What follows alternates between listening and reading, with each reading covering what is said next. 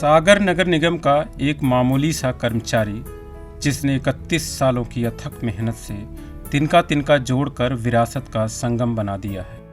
ये वही विरासत है जिसे देख हर किसी का सीना गर्व से चौड़ा हो जाता है, क्योंकि यहाँ बुंदेलखंड की प्राचीन कला संस्कृति को एक जगह समाहित किया गया है। इस संग्रहालय की एक खासियत है जो इसे सबसे अलग बनाती है।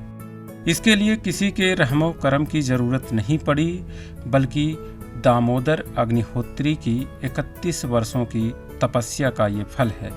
इस संग्रहालय में क्या है और कितनी समृद्ध रही है बुंदेलखंड की विरासत, उन्हीं की जुबानी सुनिए। बुंदेलखंड की लोक कला, संस्कृति, परंपराओं से संबंधित प्रायः सभी विधाओं को मैंने संग्रहित करने का प्रयास किया है। जैसे पत्थर के, मिट्टी के, लकड़ी के बर्तन हैं, और ये छुई से जो और कागज की लुगदी से जो मटेरियल बनाई जाती थी, जिनमें महिलाओं ने हाथ से कलात्मक डिजाइन दी है, ऐसी करीब 25-30 मटेरियल भी कलेक्ट की हैं।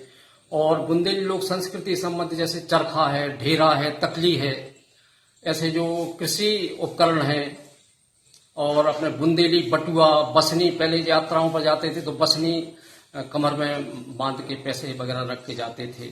तो ऐसी पुरानी लोक संस्कृति से जुड़ी हुई तमाम प्रकार की वस्तुएं जो हैं, जो बुंदेली लोक संस्कृति से जुड़ी हुई हैं, ऐसी सभी वस्तुओं को बुंदेली लोक चित्र हैं, बुंदेली लोक संस्कृति और परंपराओं से संबंधित मिट्टी कला है, मुखौटा है, और ये हाथ चक्की है जिसको जांतो बोलते हैं हमारे बुंदेलखंड में, धान दरने वाली चकिया है, सिलबट्टा है, ऐसी तमाम प्रकार की वस्तुएं।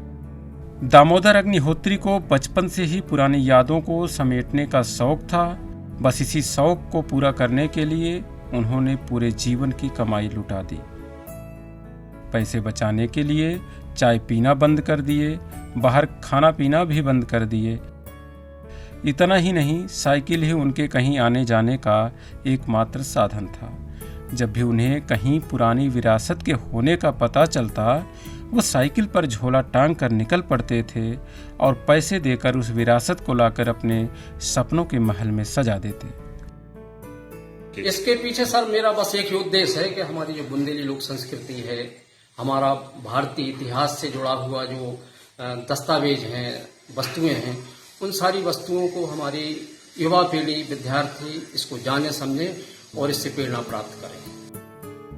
वह चाहते हैं कि नई पीढ़ी बुंदेलखंड की समृद्ध विरासत से परिचित हो, यहाँ की कला, संस्कृति और गौरवशाली इतिहास से रूबरू हो सके। यही वजह है कि उन्होंने रहन सहन से लेकर संगीत साधना और खेती किसानी के अलावा घर में उपयोग होने वाली प्राचीन वस्तुओं को जोड़कर ऐसा संग्रहालय बना दिया है जिस पर सभी को नाज है। और ये संग्रहालय यहाँ की समृद्ध विरासत की गवाही भी दे रहा है। सागर से कपिल तिवारी, ईटीवी भारत, मध्य प्रदेश।